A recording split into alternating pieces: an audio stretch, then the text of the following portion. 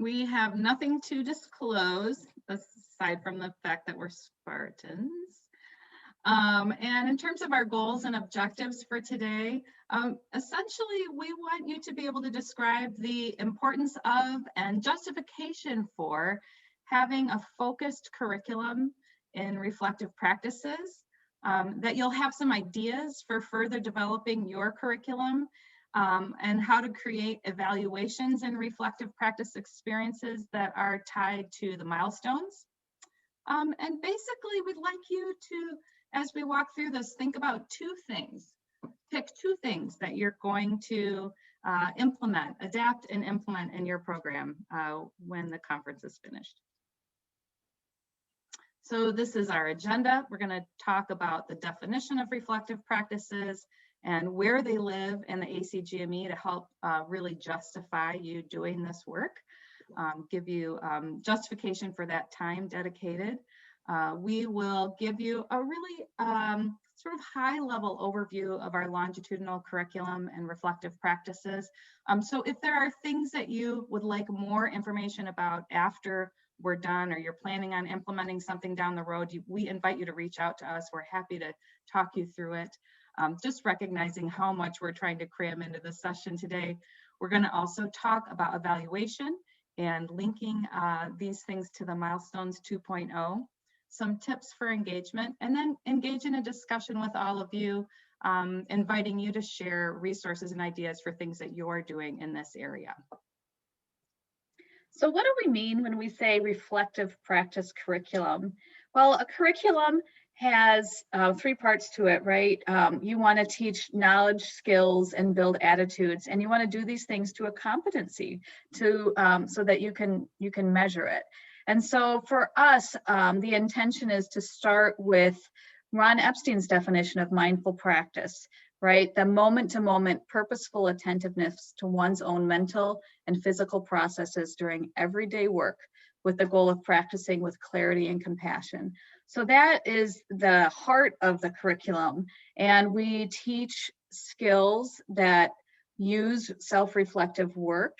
And we do this longitudinally and iteratively over time, so that learners can see the importance and develop their own awareness of how important this is for them, developing the attitudes of this.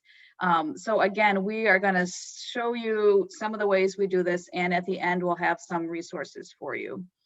Now, oftentimes as behavioral science teachers, we get accused of teaching the fluffy stuff, and there's often this temptation to want to cut it out of the overall curriculum. We all know that that's not true. What we teach is really probably the most important pieces, but the ACGME does give us the license to say, no, we deserve the time for this, we need the time for this.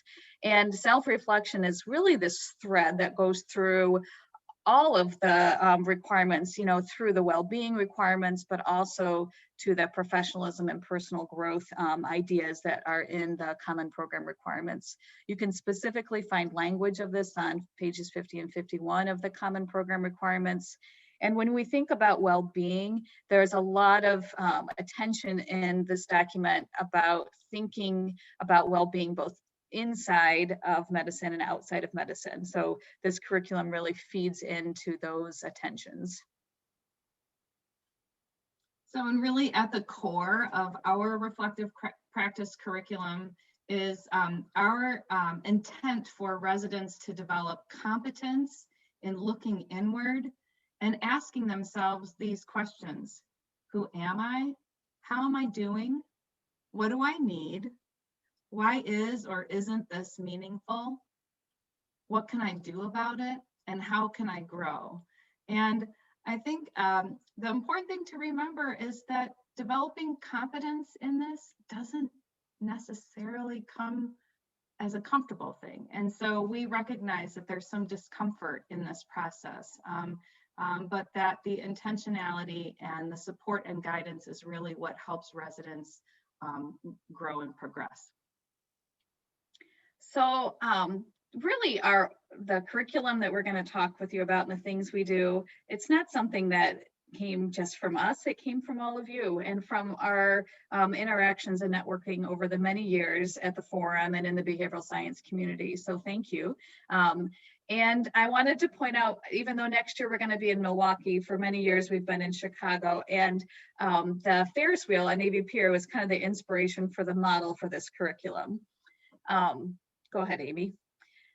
So in my opinion, every good curriculum has a figure or an image that you can anchor to. And so the Ferris wheel was kind of perfect for this because this curriculum is circular. There's really no natural beginning and end to it. And the pieces of it, just like the buckets on the Ferris wheel where the people come on and off, what's in the content of it changes all the time, depending on our learners along what Amy and I are doing in the moment, the context of the time. But fundamentally, it's all answering the same questions, the introspective questions that Amy had brought out. Who am I? How am I doing? Why is this meaningful? And so all of the things we do kind of feed back into those same purposes. So we're gonna walk through these buckets and give you some ideas on what we put in them.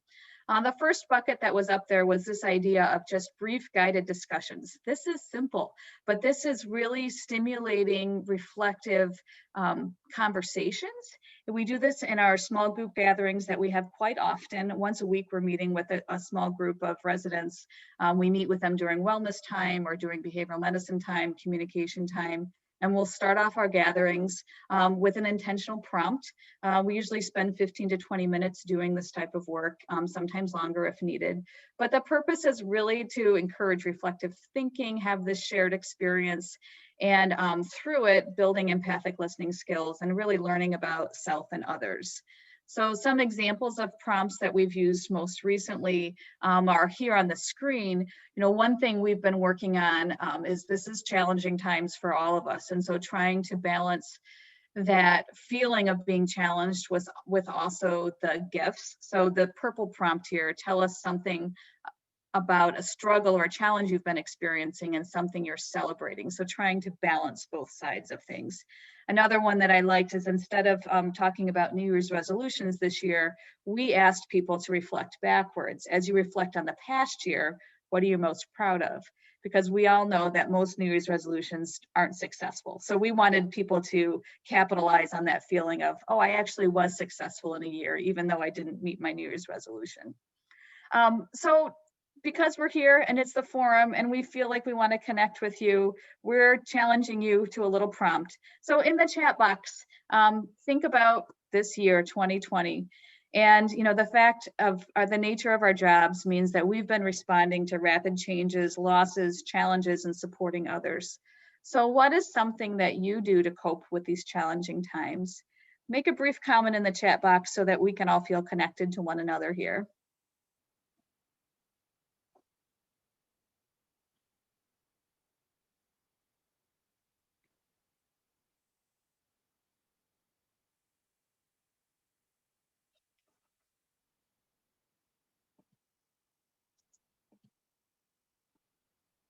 Two times a month movie. Oh, these go so fast. Yeah, so this is what we call chatterfall, really. So what I would encourage you is just read them as they come, pay attention. Ooh, running while listening to Brene Brown. That's like double duty. Love sewing. That. Reaching out to colleagues, Zoom with family, yoga, time in nature, walking the dog and listening to music or a podcast, meditation, playing with kids, outdoor socializing. Wonderful. Yeah, so I love it. Yes to Brene Brown. Yes to all of that. So one of the things that happens when we collectively share is we instantly start connecting with each other, right? And you start thinking about all the things you have been doing for yourself, or realizing the things you could be doing for yourself. And so the power of doing this collectively is really important.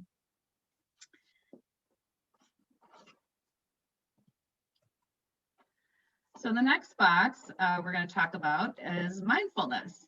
And so we actually use a number of resources for teaching mindfulness. Of course, John Cabot's in, but there are a number of other resources online, books, phone apps, podcasts that we draw into the curriculum. And when we start this, we actually begin with the interns with a Brene Brown podcast on vulnerability. I'm sure many of you have seen it, but really it's important for us, I think, to invite the residents to, uh, to, to sit with being vulnerable, because that is how we grow. And so whether it's about being vulnerable and accepting feedback, or it's looking inward, it's sharing things about yourself in a small group with others, it's trying a new skill. So we feel like that's a really important foundation for getting us started. And then we give an overview and, of course, evidence. We always want to have the evidence for these different areas of the curriculum, and practice a variety of skills. So we teach a variety of breathing techniques, and you can imagine this is a really brief thing that you can do in any part of a session, like a little mindfulness break, progressive muscle relaxation. We'll do some guided imagery and meditation. And I think the important thing about this is doing it in small doses and recognizing that there are different experience levels and comfort with it. And sort of acknowledging that, because especially I think we've had some experiences where we processed after doing a brief meditation, and some of us were really into it, and for other people, that was like the longest 6 minutes of their life. And so just managing the different experiences and having a chance to process it is an important part in helping people experience something new and decide whether or not it's something they want to keep doing on their own. And then the next area is self-compassion. We draw heavily on the resources from Krista Neff and Chris Germer around self-compassion, and talk about the core concepts. I think the really biggest aha moment for the self-compassion material with our learners is helping them understand the physiology of self-criticism, the fight, flight, or freeze trigger that happens when we say unloving things to ourselves and are so critical to ourselves. I think it's a common experience for residents to feel like they are somehow, uniquely flawed, or not as good as everyone else in their class, or whatever, that their struggle is somehow unique. And so we use this to help them figure out how to apply to their own situation, to sharpen their ability to listen for self-criticism and employ the skills. But also I think it's really helped sharpen our sensitivity to it. And so that sometimes when we're working with someone, especially one-to-one, Amy or I might notice that. And so then we kind of bring it back to this conversation and help them figure out how can they work through that. So skills that we introduce and practice together, doing a loving kindness meditation. There are lots of scripts online. You don't have to make it up yourself if it's not something you've done before. And writing a letter, a self-compassion letter. And I want to just explain that a little bit. So a self-compassion letter is we have them think for a minute about something they are really struggling with, something that that is a big struggle, and maybe something that they've never shared with anyone. And then we ask them to imagine what they would say to a dear friend, someone they love very much, who is having that similar struggle, and what someone who loves them very much might say to them about this struggle that they're experiencing. And then write a letter to themselves from that place, from that voice of compassion and understanding. And that has been a really powerful experience to help our residents learn to be kinder and gentler with themselves and with the struggles that they're having. The next area is positive psychology. So many great resources out there. For this, we use things from Martin Seligman and Gretchen Rubin. We show a great TED Talk from Sean Aker on the science of happiness.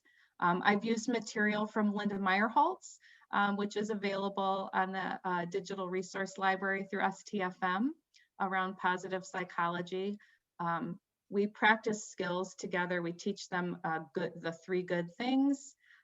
We do a gratitude letter, And we really work to make positive psychology a part of our culture. So it guides our check-in, those informal discussions that Amy mentioned earlier. We celebrate successes and use it as part of, team meetings, and also really work to role model reframing, and evoking the positives in stressful situations. And then also naming it when we're doing it. So like earlier, I heard Amy use the term capitalize. So when we were asking you to write something in the chat box, when you share a story, a positive story with someone, and you re-experience those positive emotions, that is capitalization. So we, when those things happen, we link it back to, terminology for positive psychology, or we talk about satisficing. When you have to consciously lower the bar on something, like what is something that where can you get a B? Like it's just, especially right now in the pandemic, what areas of our life can we do less well in? So like maybe Julie Rickert is not cooking the meals. Maybe she's getting takeout, or she hasn't been able to keep her house clean because she's been so busy making the forum for all of us. So that term satisficing, it's hard to think about it, but important. And then also just reminding us to take a lesson from the sunflowers. So sunflowers have the ability to turn. They start facing the east and they follow the sun all day long. And then after it sets, they turn back and start their day again. And until they are fully developed, that's actually a necessary process for them to flourish. And so just reminding ourselves to keep our faces toward the light and focus on the positive so that we can flourish. So we also intentionally have a bucket where we think about life management skills. Over the years, we've relied on these paradigms, which many of you are familiar with, but we teach the quadrants from Stephen Covey. We use the parable of the big rocks and what are the big rocks in our lives.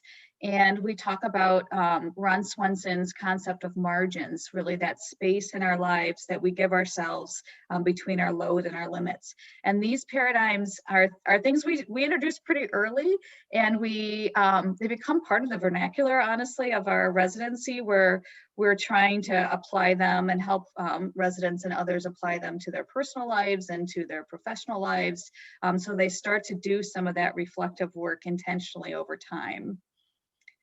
And we slip in things in other areas of the curriculum. So we slip a little life management skills in our health behavior change and motivational interviewing curriculum, because we ask the residents to identify a change that they've been wanting to make, and to set a SMART goal, to share it with the group, and to follow it over time to help support them and their accountability. So just trying to help our reflective practice curriculum live in a number of ways in the residency program.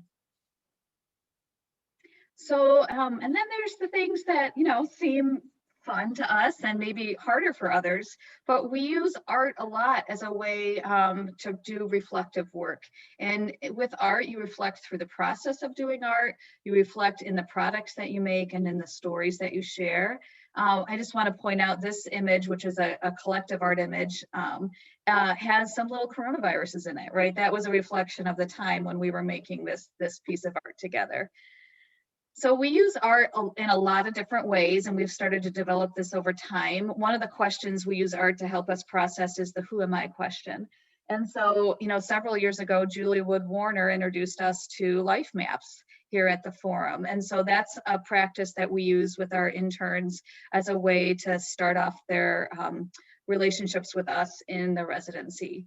We also use just simple crayons, watercolors, pencils, and paper, and ask interns to draw a picture about who they are. And it seems like such a simple exercise, but the stories that come from telling the why behind what's on their papers really are connecting. We also have used art to help think about where we are as part of the whole group. So this past summer, we had a socially distanced picnic to welcome our interns with all of our staff and our faculty and our residents. And this is where we created that art image you saw. Everyone had strips of watercolor and they had to paint what they were feeling at the moment. And we took everybody's watercolor strips and put them together into several pieces of art that are now in our offices with the title of Stronger Together, right? Because the images themselves are pretty simple and elementary, but when you put them together, they've made these really neat things that we can all connect with. On that same picnic, we actually did another project where we painted feathers with a very forgiving medium of watercolor. Anybody can use it. And the feathers were really more about self-identity. And when we put them all together, there was that whole symbolic thing of, with one feather, you can't fly, but when we're all together, we all can succeed. So that was a pretty cool thing to do. And we all took our pictures with it. And then also we have been using photography over the past several years. Many of you may be familiar with our Photo Voice curriculum. If you want to learn more about that, check out the program. There's links to our curriculum and how you can help us with that. But we'll have a workshop where we'll ask residents to answer the question, what is burnout? This is a photograph of one of the residents' answers to that question. And then how do I overcome burnout?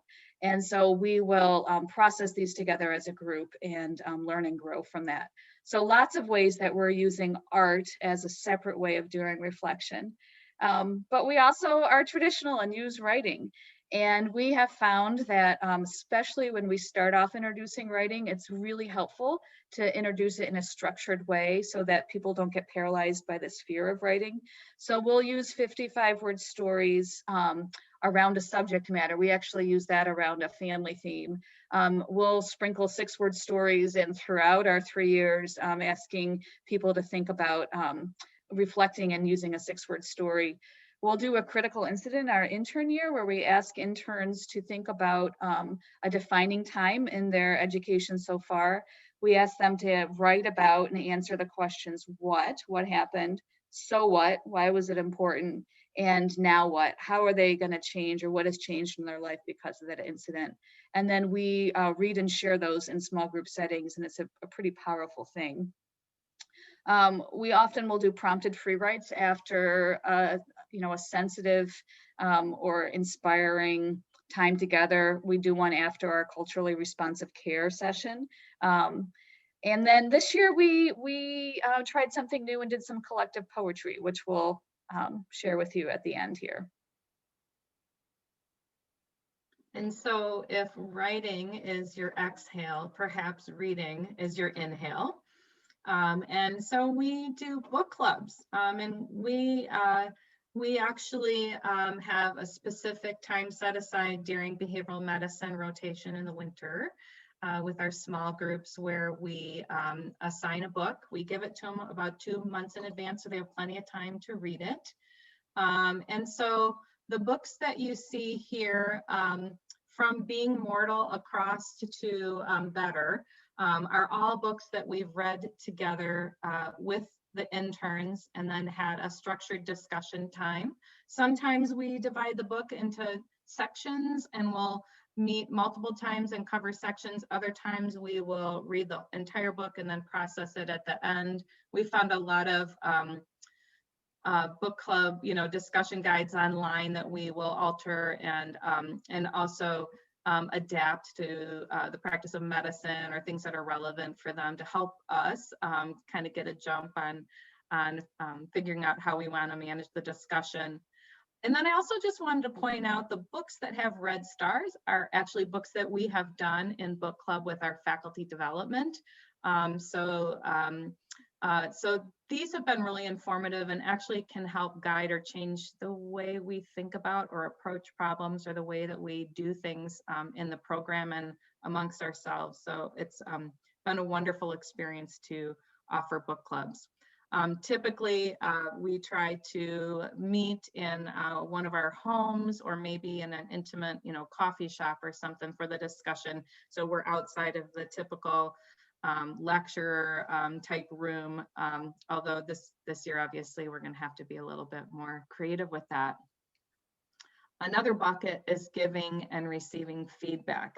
So this article that you see is something that we give the the interns, and we talk about it in the beginning of behavioral med rotation, because they are about to get immersed in a lot of feedback and thinking about their performance and how do you receive feedback. So that's an important part, right? That we sometimes struggle with how people receive feedback. And so that is really a core part of our work around feedback.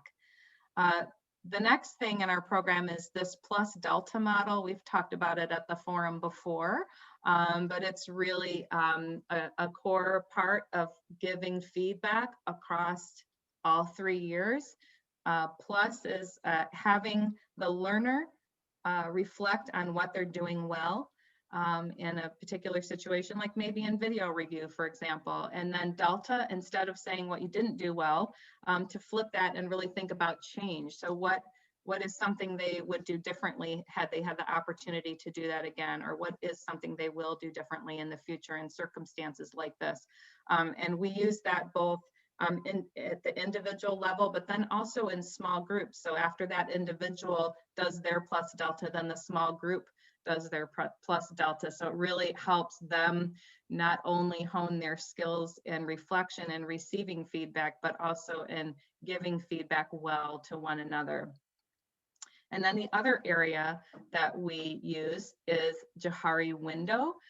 So this, I'm sure many of you are familiar with Johari window, but helping people really look inward and think about what is it that they know about themselves and what are things that other people don't know that maybe they're trying to protect from, or things they might not know about themselves, and really trying to help them develop insight and really move more towards that arena and out of the blind spot area. So those are strategies that we use for teaching and developing skills and giving and receiving feedback. Then this year, we had something new. We had a resident who had her mother passed away, right kind of at the beginning of the pandemic. There was a whole lot going on, and she just needed a little bit more time, but didn't really want to affect her graduation date. And, you know, we've created breastfeeding electives for new moms to like give them a little more time at the end of their leave to come back, and before they come back and do kind of a remote elective. And so together we created an elective in reflective practices for this resident. And maybe some of you replied to my message on the listserv. I actually put a message out to my people and said, help, you know, what do you suggest? And so we developed a 2-week elective for her to just give her a chance to really pause and engage in self-reflection, created a menu with a variety of resources that she could use, and just really try to think about what is it that she needs most right now.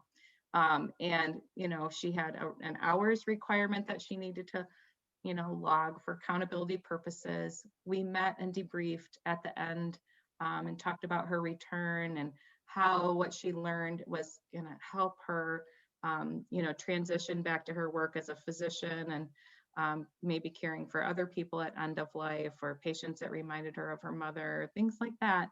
And then have her submit a narrative piece for publication. And so I just wanted to share with you the words that I wrote into the email as I served up, you know, the elective requirements. I just said to her, my hope for you is that this rotation will foster your ability to stay grounded, resourced, and connected to the things that matter most. May this include the space to look inward and discover what you need, to be a support to your dad, and to engage in little bits of self-care during this difficult time. So a behavioral medicine elective and reflective practices. Maybe that's just what some of your residents will need. So all of this stuff we know is so important, and yet we are still bound to this idea of how do we evaluate it? How do we keep people accountable? What do we do to ensure that we're doing this work and doing it equally for all of our learners? So in our program, part of this and part of the accountability is building in requirements. So we have 10 reflective activities that we require. Some of them are structured, and we track them in New Innovations. A lot of the examples we've shown you with art and writing are things that are included in these reflective activities. We've intentionally created advisor meetings where data and conversations are captured in New Innovations and connected to milestones. And the focus of those are on well-being and goal setting and professionalism, so that we're actually capturing the work that we're doing and that our learners are doing. Go ahead, Amy. And the meat of this really, self-reflective work is spattered throughout all of the milestones, the first step and these new milestones. But really there's two key subcompetencies where if you're trying to develop specific evaluatory tools, you could use these as anchors. So the practice-based learning and improvement number 2 has a lot of language of the things we've been talking about in self-reflective work within your clinic setting. And then the next subcompetency that really carries a lot of this is in professionalism, self-awareness, and help-seeking behaviors.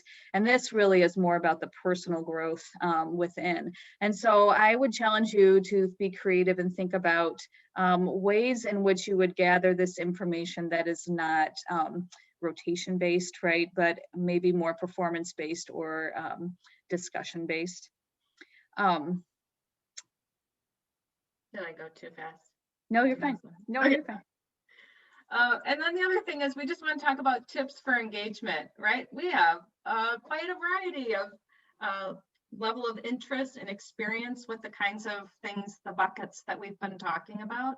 And so I think it's important to just remember to invite and embrace vulnerability and really create safety. So a lot of these things are more conducive to a smaller group setting when possible. Participate with them and offer a variety of experiences and mediums. So actually the whole art thing came out of a resident who gave us some feedback, some Delta feedback about the writing stuff, because she just said, I'm not really into that. And gosh, I wish you'd do some art. And so then we did. Encourage sharing. Also offer these in small bites over time, and especially with the things that feel a little bit riskier, just do a little bit. Don't do a 10-minute meditation. Start with a 3-minute one and build up to that. Also, be sure that you're doing it in faculty development. We not only do we want to engage our faculty, but we also want them to experience the benefits of these things. And for a while there, I think Amy and I got a little flack about like, oh, you get to do all the fun stuff, and we're like, yeah, you can do it too, come on in. And so trying to get a sense of what are the interests and passions of some of your faculty. If you have someone who's an avid reader, maybe they would like to help lead the book club, or someone that practices meditation or does art, whatever, or seek new ideas. So really work to engage your faculty so this feels like everyone owns it and not just the behavioral science faculty. So one of my favorite things that we've done this year that's really been inspired by the times was we, as a program, including all of our staff and faculty and residents, came up with a collaborative poem. And this was really inspired by listening to Kwame Alexander on NPR. We had heard one of the community poems earlier in the year about New Year's resolutions that was inspiring. And then in April, May, I heard another community poem that was using the Emily Dickinson stanza about hope is the thing with feathers. And we were coming up to needing to have our quarterly meeting, which we call our all provider, all staff meeting. So about 50 to 60 people that we were now going to have to gather virtually. This would have been our first virtual big meeting.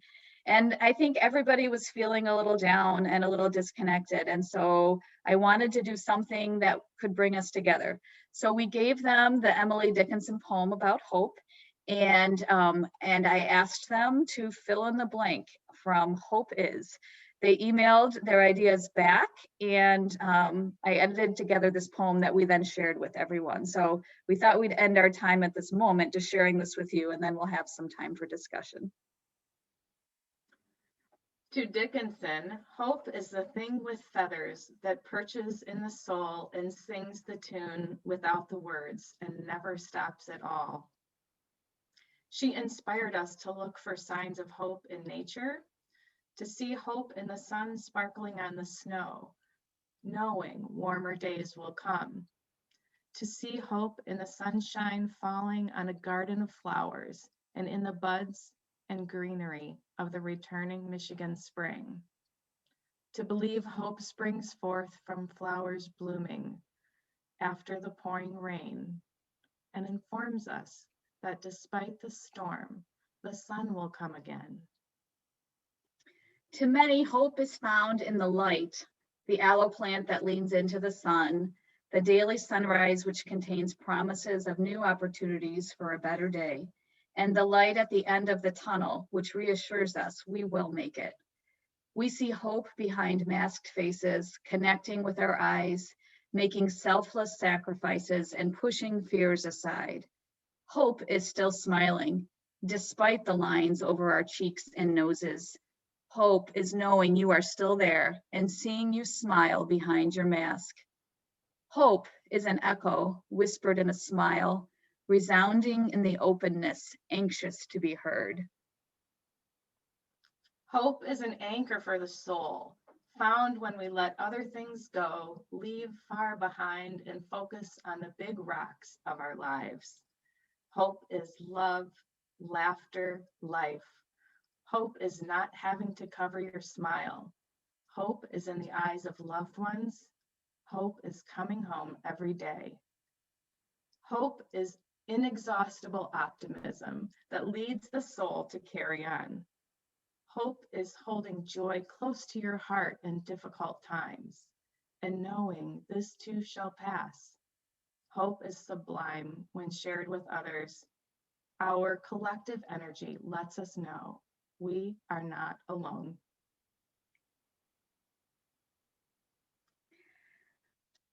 So that is such a high level view of things, but I hope that you realize that many of you have a reflective practice curriculum. And I think for us, calling out the work that we do and putting it into the curriculum, putting it into this structure and this format kind of legitimized it for us and made it even seem more important. So I think at this time, we would really just invite some conversation. I think, Amy, do you maybe just want to stop screen sharing? Yeah.